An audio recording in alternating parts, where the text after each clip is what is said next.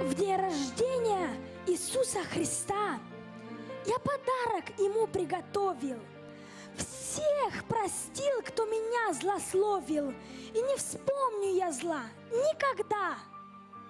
В день рождения Иисуса Христа буду я изучать Божие Слово и вникать в него снова и снова, помечая тугие места. В день рождения Иисуса Христа буду я разрушать искушения и серьезное в жизни решение я приму в этот день неспроста. В день рождения Иисуса Христа я любви попрошу безмерной у Всевышнего Бога Отца, и Он даст мне ее непременно. В день рождения Иисуса Христа, в день начала людского спасения, вновь и вновь повторяют уста: нет прекрасней для нас дня рождения.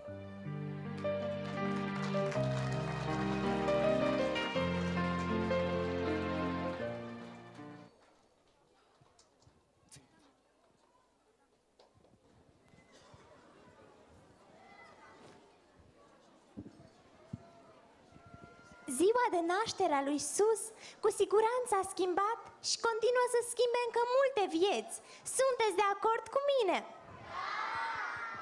La fel s-a întâmplat și cu Hafid, un îngrijitor de cămile din Damasc ce a trăit în primul secol, care odată cu nașterea Mântuitorului, viața lui a luat cu totul o altă întorsătură. Vreți să știți ce i s-a întâmplat? Atunci vă invit să urmăriți cu atenție povestea. A fost odată, de mult, un miracol. Și cerul și pământul erau în așteptarea celui ce avea să schimbe cursul istoriei și al omenirii în general.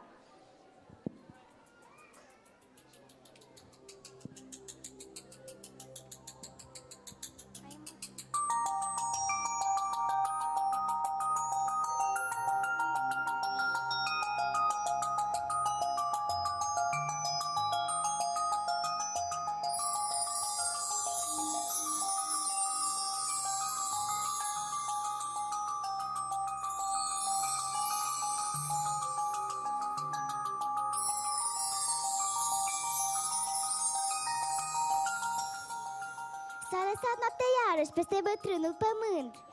Stelele suntem martori tăcuți a unuia. Și ce?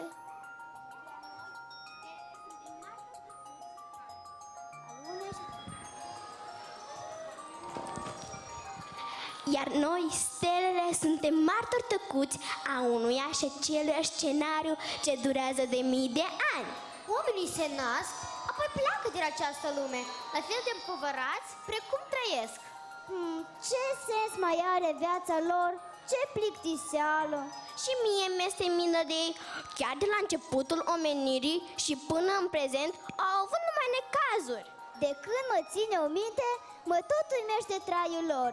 Iubesc, urăsc, se roagă, aduc jertfe, apoi iarăși o iau de la capăt. Niciun echilibru. Cum se numesc aceste stele ale lor? Emoții, dragă.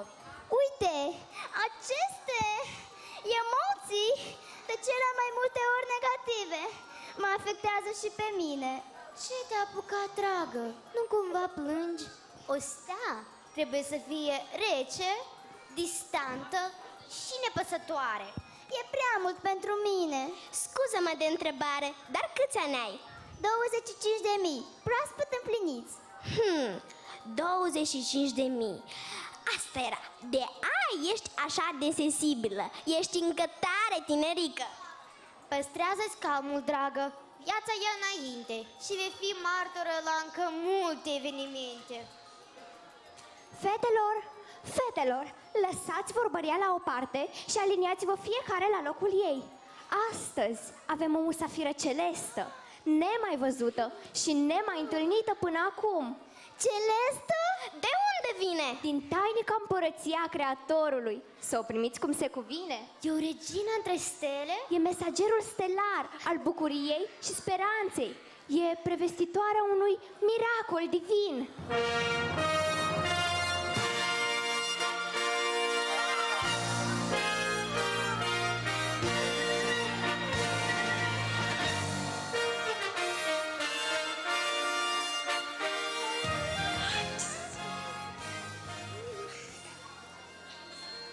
Locuitori siderali, ce slujiți Imperiului Ceresc, bucurați-vă, minunați-vă! Cel fără început, creatorul tuturor, văzutelor, nevăzutelor, urmează să vină pe pământ și să devină om. Creatorul să se întrupeze? Ce-o mai fi și asta? Dumnezeu are planul său pentru întreaga lume materială, dar mai ales pentru omenire.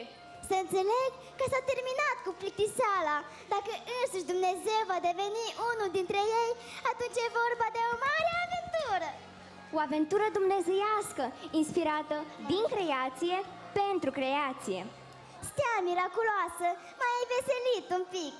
Luminători siderali, priviți acest spectacol din loja Universului, iar eu vă voi călăuzi îndruma și lumina calea celor aleși spre eternitatea unei vieți din Dumnezeu.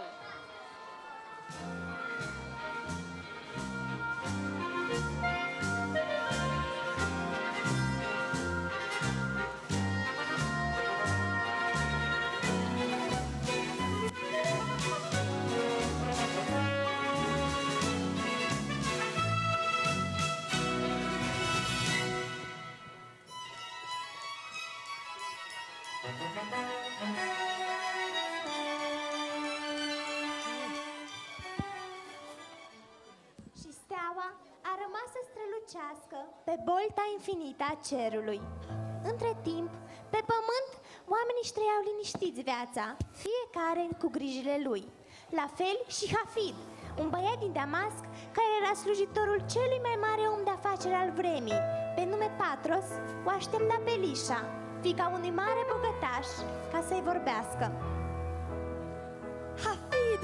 Lisha, dragă Lisha, nu credeam că vei veni. Hafid, am vorbit cu tata. Și ce a zis? A spus că nici nu vrea să audă de căsătoria mea cu un îngrijitor de cămile. Știam eu. Hafid, nu te supăra. Nu pot să trec peste hotărârea lui. Lisha, tatăl tău are dreptate. Ce bun îți poate oferi un îngrijitor de cămile? Hafid, nu te supăra. Doar știi cât de mult ține la onoarea sa. Dar zeii trebuie să ne dea o șansă. Hafid, privește! Unde? Spre cer! O stea? Nu am mai văzut-o până acum. Ce puternic luminează! Oare ce-o fi însemnând și aceasta? E un semn divin. Ne vom căsători. Lisha, crede-mă, ne vom căsători. În lumina acestei minunate stele, în fața tuturor zeilor, jur să fac tot posibilul ca să primesc binecuvântarea tatălui tău. Te știu viteaz și puternic, Hafid. Eu cred în tine, cred în forțele tale, cred în cuvântul tău. Chiar dacă ești un îngrijitor de cămile, tu ai o inimă nobilă. Acum trebuie să plec. Nu vreau să-l supăr pe tata. Rămâi cu bine, viteazule Hafid. De acum înainte, voi fi conștient că vitejia mea va fi testată în fiecare zi, în funcție de voința de a înfrunta obstacole. Dacă insist, dacă încerc în continuare, voi reuși. Trebuie să încep o viață nouă. Hafid, unde ești, Hafid? Ce faci aici? Mă minunam de această misterioasă stea, stăpâne. Ați văzut-o? Da, E minunată! da, e minunată. Dar eu am venit să-ți spun altceva. Hafid, nu sunt satisfăcut de munca pe care o faci. Ești fără chef și neglijent. Ce se întâmplă? Ai ceva să-mi spui?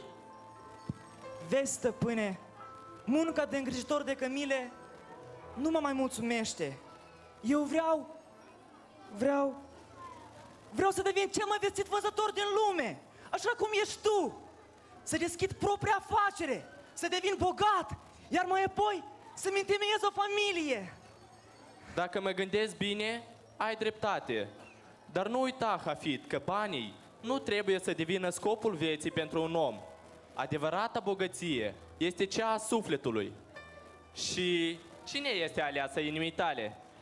Vezi, stăpâne, înainte de a pleca la Hebron, am întâlnit cea mai strălucitoare floare din pustiu. Ea se numește Lisha. Este fiica lui Calneh. Pentru ea voi întoarce munții. În sfârșit, adevărul iese la iveală. Deci iubirea este nobilul motor care l-a transformat pe umilul meu paznic într-un tânăr hotărât și curajos. Foarte bine, băiat îndrăzneț, te voi ajuta. Stai un pic, mă întorc imediat. Lisha, dragostea nu întreabă cât trebuie să fac, ci ce trebuie să fac.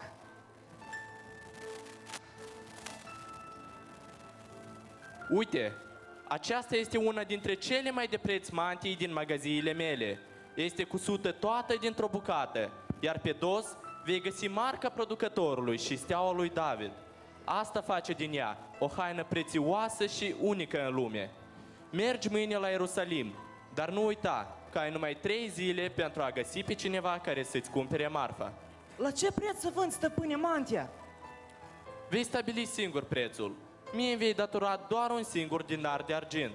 Restul îl vei păstra pentru tine. Bine, stăpâne. Poți trece să o vinzi prin piață, poți să o vinzi bătând la case. Ai doar o singură mantie de vândut, iar la întoarcere, după experiența acumulată, mă voi gândi cum să te ajut să-ți realizezi visele. Și Lisha? Stai în fața mea ca un smochin verde.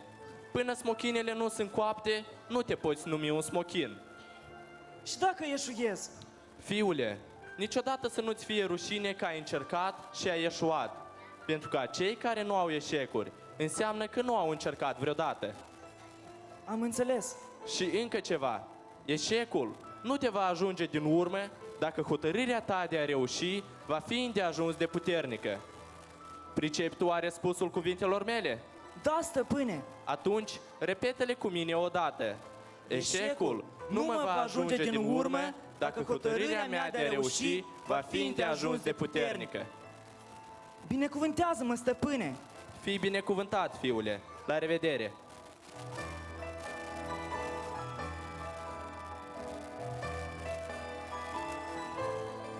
Tânărul Hafid, mânat de iubire, a luat mantea și a pornit la drum, unde era pe cale să se îndeplinească o veche profeție care va schimba destinul. 3 zile și 3 nopți a umblat Hafid pe drumuri, căutând un cumpărător pentru prețioasa haină.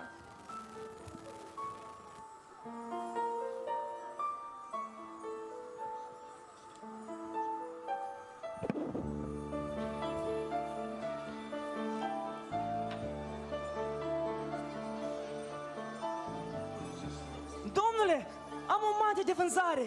E din Damasc, din postav, foarte fină și... Ce mantie, mă? Nu mă zăpăci și tu! N-ai auzit cuvintele împăratului? Cu voi, toți amărâții, trebuie să plecați acolo, unde v-ați născut, pentru a vă înregistra! Și să nu spui tu, cum spun alții, că numai Dumnezeu poate ști numărul celor din poporul său. Dă-te la parte, vreau să trec! Ce caracter! N-am făcut altceva decât gaură în apă. Mai încerc. Cine știe? Doamnă, am o mantie de vânzare. Nu vă interesează? Ce-i? Ce vrei la ora asta? Du-te în orașul tău și lasă-mă în pace. Ce vremuri trăim, nu poți avea pic de liniște. Doamnă! Oh, nu! Iarăși muzători! Nu mi te băga în suflet cu marfa ta, că nu mă interesează.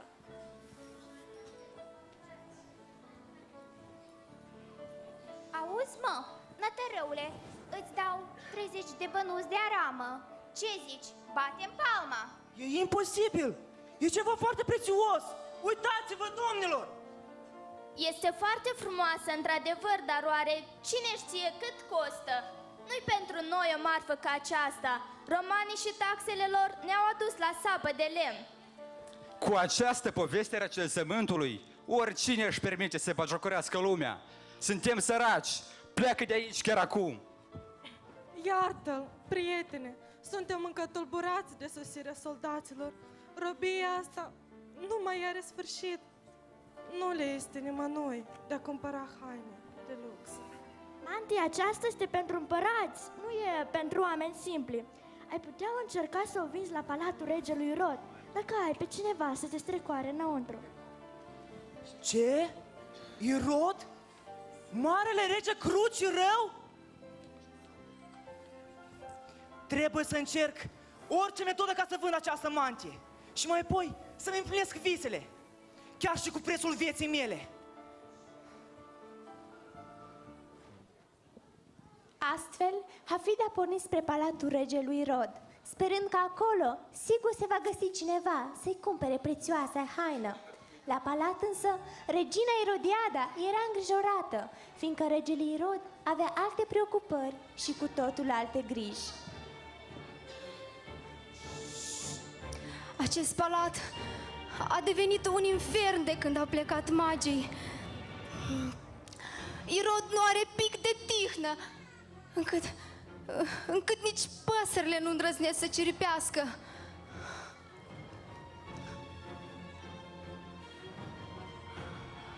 Slujitor! Da, stăpâne! Mai este steaua ce e pe cer? Da, domnule! Plecați toți imediat, lăsați-mă singur. Faptul ăsta, stai, nu pleca. Călătorii ceia, magii, nu s-au întors încă. Nu! Au spus că se vor întoarce imediat cum vor da de prun. Cum au putut ei să dispară? Parcă ar fi intrat în pământ. Am trimis eu cei mai buni cercetași să-i caute. E doar o chestiune de timp, domnul meu. Neapărat îi vom găsi. Timp? Nu am timp, femeie! Crezi că dacă aș fi avut, aș fi atât de nerăbdător să-i găsesc? Dinastia noastră e în pericol, pricepi? Pricep. Mă bucur! Înseamnă că nu ești neroadă de tot. Slujitor, da. Cheamă imediat marele preot. Imediat! Tot Ierusalimul s-a tulburat. Toți sunt în așteptarea unui alt rege. Numai proști am în slujire. Las că vă arăt eu. Preamărite împărate Irod, am venit imediat la porunca domniei voastre. M-ați chemat? Sunt rege, mă, nu împărat. Hai, lasă lingușeala și intră, mai iute. Da, domnule. Tu ești marele preot. Da, regele meu. Tu știi cine te-a făcut pe tine să fii mare? Eu te-am făcut să fii mare, mă! Am construit un templu măresc din marmură și aur ca tu să te dai mare pe acolo, ignorându-mă chiar și pe mine? Cu ce am greșit, mărite rege Irod? Tu ce crezi despre steaua aceea? Se aud multe profeții în ultima vreme, mai ales de când prin grija ta s-a răclădit marele templu. Lumea crede că va veni un bărbat puternic care să ne salveze din robie și să renunțe gloria adevărului. Adică eu nu aș fi suficient de puternic și nu am înălțat nicio glorie adevărului, da? Nu eu asta am spus, stăpâne. Pur și simplu am repetat prostiilor oamenilor simpli. Dar știm cu toții că numai virtuțile tale păstrează cumpăna între neamul nostru și Imperiul Roman. Doar tu, Irod cel mare, ești cel mai puternic. Da? Și de ce nu influențezi norodul în favoarea mea? Dar îndrugi prostii împreună cu ceilalți, că steaua cer prevestind nașterea unui alt rege. Sau vrei să fii cu mine și cu ei? Dar mărite rege Irod. Ce? Mă tem de Dumnezeu. De mine nu te temi că te-aș putea ucide chiar acum. Să se nască un alt rege. Cum poate fi posibil acest lucru? Ce spun profețiile? Unde se va naște? Din ce seminție?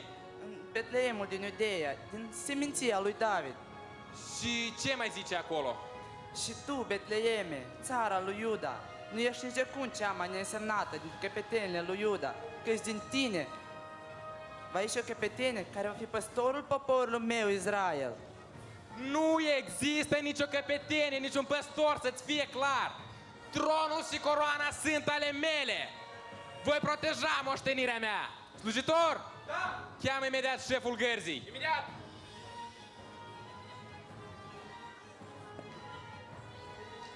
Să trăiți, mărite rege Irod! M-ați chemat? Aflați cât mai repede unde s-au dus cei 3 crai de la răsărit și despre ce fel de prunc e vorba. Dar suntem pe urmele lor de câteva zile deja. Îi vom găsi neapărat. Voi arăta eu supremația regelui Rod. Toată lumea, peste mii de ani, se vor minuna de isprăvile mele. Căci eu sunt nădejdea, eu sunt eliberatorul și salvatorul acestei țări. Așa este, mărite rege Irod. Iartă-mă, Doamne, că mi-e frică de pielea mea. Hai, pleacă, pleacă, fără ei nu ai ce căuta înaintea mea. De nu-i găsești, voi porunci toți pruncii din Israel să fie omorâți. Oh, nu! Domnul meu, cu ce-au greșit acești prunci? Fie-ți milă! Femeie, oricum nimeni nu va lua coroana. Marele preot, pleacă și fără ei nu ai ce căuta înaintea mea. Voi mobiliza chiar acum soldații și voi cutreiera fiecare colțișor din Ierusalim. Un rege nu se naște oriunde. De altfel, va fi mare dezastru. În acest timp, Hafid a ajuns la palat. Frica a pus stăpânire peste el. Însă când a zărit șeful gărzii, și-a luat inima în dinți și a strigat: Domnule, domnule, ajutați o clipă! Cine ești și ce vrei, străine? Domnule, am o mantie de vânzare. E de calitate, e superbă, e demnă chiar de regele Irod. Ai nebunit? Vrei să-ți stea capul unde stau picioarele? Regelui, numai de mantia ta nu-i pasă acum. Dar e o valoare, e ceva unic. Ascultă, tinere, e multă lume în oraș. E multă, s-a îngrămădit multă lume pentru recensământ. Domnule, vă rog, ajutați-mă să vând această mantie. Tu nu știi unde ai venit și încă că îți riști viața? Ascultă, tinere, nu ai văzut în drumul tău niște magi? Nu, domnule, nu am văzut. Bine, pleacă, pleacă. În furia sa Irod ar putea să-și te omoare. Du-te în Betleem, recensământul a adunat și acolo multă lume. Poate găsești pe cineva care să-ți cumpere marfa. Nu e departe, e peste deal. Ultima șansă se spulberase. Nici regele Irod nu i-a cumpărat mantia. Cine altcineva avea să-i cumpere? Cine avea nevoie de așa ceva? Se uită întristat spre cer, unde zări steaua misterioasă, care parcă strălucea și mai tare. Stea misterioasă! Poate tu știi de ce oamenii nu mi-ascultă povestea? De ce mi-închid ușile în față? Cum alții pot vinde și eu nu? Și frica, cum o pot depăși? Sunt la capătul puterilor. Nu pot merge mai departe.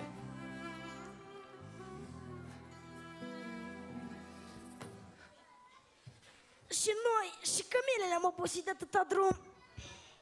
Da, e greu și nevoios drumul harului. Să ne mai odihnim un pic. Mă dor și pe mine șale de tămierț. Îmi trosnesc toate oasele. Fraților, să vă zic ceva. Nu mi-a plăcut deloc de regele Irod. Are o privire vicleană ca unui șarpe. Da, parcă și văzduhul în jurul lui miroase răutate. Și nici nu s-a arătat prea încântat de noutatea pe care am adus-o. Să nu ne pună gând rău acest Irod. Trebuie să ne grăbim. Da, nu prea cunoaștem aceste meleaguri și avem daruri scumpe cu noi, așa că hai să ne grăbim, să găsim pruncul. Se aud niște pași. Cine o fi oare? Bună seara, bunilor străini! Bună să-ți fie inima, tinere. Încotro ți calea. Spre Betleem. Și tu ești mâna de stea către Marele Rege. Rege? Cum? Nu înțeleg. Ești de prin părțile astea și încă n-ai auzit de așa ceva? Nu sunt de pe aici. Sunt din Damasc. Fraților, ia priviți! Steaua strălucește și mai tare!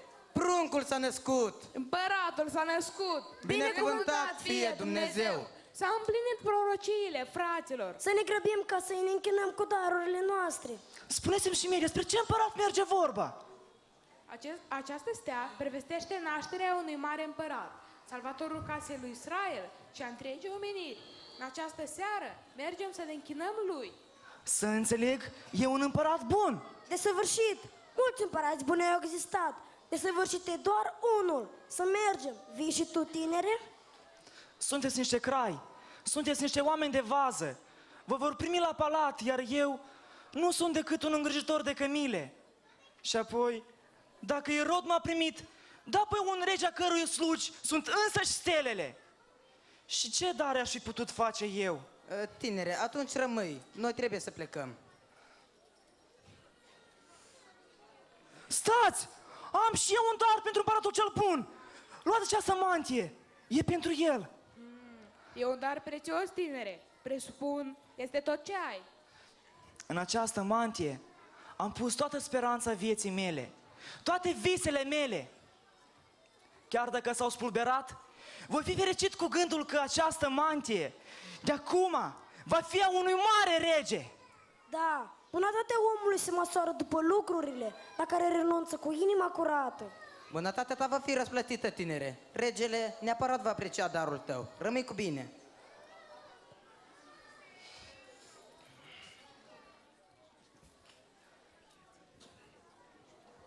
Hafid se întoarce acasă.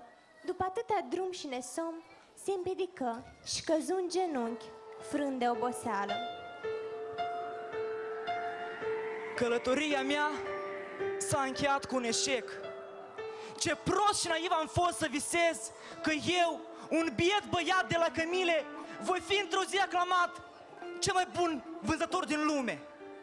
Ce naiv am fost să cred că eu aș fi putut concura cu Patros, când eu am ieșuat! Am ieșuat! Am ieșuat! Fiule, în ce constă eșecul tău? Patros, nimeni nu a vrut să-mi cumpere mantia. Nimeni! Nici măcar Irod! Și ce ai făcut cu ea? I-am dăruit-o unui rege divin, a cărui naștere au prevestit-o steaua și prorocii. Patros, n-am niciun ban să-ți dau, niciunul! Hafid, fiule, nu ai eșuat.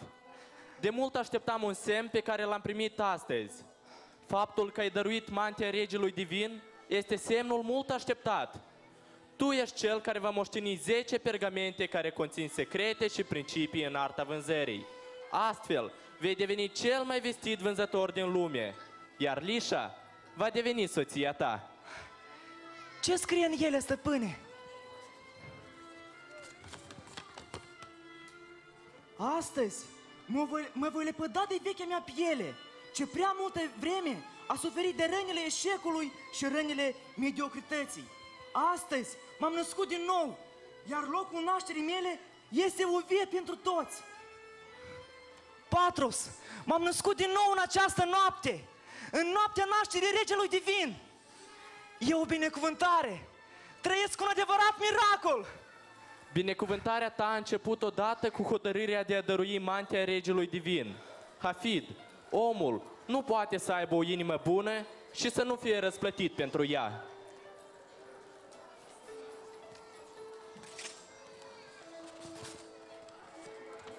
Voi face din iubire cea mai puternică armă și niciunul dintre cei pe care îi voi provoca nu se va putea apăra de forța ei. Voi deveni mai puternic, spunându-le oamenilor în sinea mea că îi iubesc. Patros, poți descoperi atâtea comori, dar nimic să nu fie prețuit cât un prieten adevărat. Îți mulțumesc pentru prietenia ta, pentru aceste pergamente, pentru încredere și dragoste. Îți voi purta recunoștință și respect și voi fi mulțumitor și voi practica dărnicia până la sfârșitul vieții mele. Așa să fie.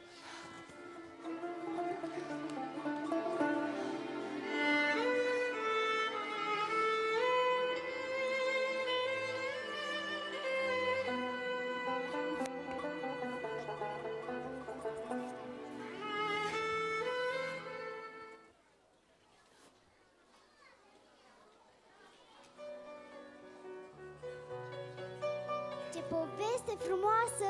Și cine poate să-mi spună ce va fi mai departe cu Hafid? Peste ani, Hafid se va căsători cu Lișa și îl va urma pe Iisus din Nazaret până la sfârșitul vieții sale, emanând o strălucire mai durabilă chiar decât a noastră, a stelelor. Dar cum a fost posibil acest dramatic traseu în destinul lui? Hafid a fost binecuvântat pentru că a pus la picioarele lui Dumnezeu tot ce a avut mai de preț. Ceea ce a fost inițial un eșec, în mâinile lui Dumnezeu s-a transformat într-o adevărată binecuvântare. Mare este Creatorul nostru! Nu uitați că toate lucrurile sunt cu putință la Dumnezeu și toate lucrurile sunt cu putință la Cel ce crede. Suratelor, să ne îndreptăm privirea spre soarele neprihănirii, al cărui strălucire a inundat întregul Betleem, iar de acolo o lume întreagă. Azi, în Betleem departe, unde gândul abia pătrunde, la a lumii rugi de veacuri, tainic Dumnezeu răspunde. Înfășați-te cu măiesle, mic copil, stăpânul lumii, strălucesc în jurul toate, albe ca argintul spumii. Iar din ceruri, steaua sfântă, dulce raza și-o coboară, peste iesle, peste staul, peste o mamă și fecioară. Încărcați cu daruri sfinte, vin 3 magi să-i se închine. Se coboară cor de îngeri din tăriile senine. Și în cântări aduc vestirea la păstorii de la staul, pentru pruncul sfânt din iesle împletind cu nun de aur. Toți cântă acum Osana! Noaptea parcă-i zi cu soare, îngerii, păstorii, magii, totul este sărbătoare. Iar pământul îmbracă haina albă pentru prăznuire. Vine Domnul să ne afle, așteptându-L cu iubire. Binecuvântat fi, Doamne, Cel ce vii cu bucurie, fă ca inimile noastre toate să ți se deschidă ție!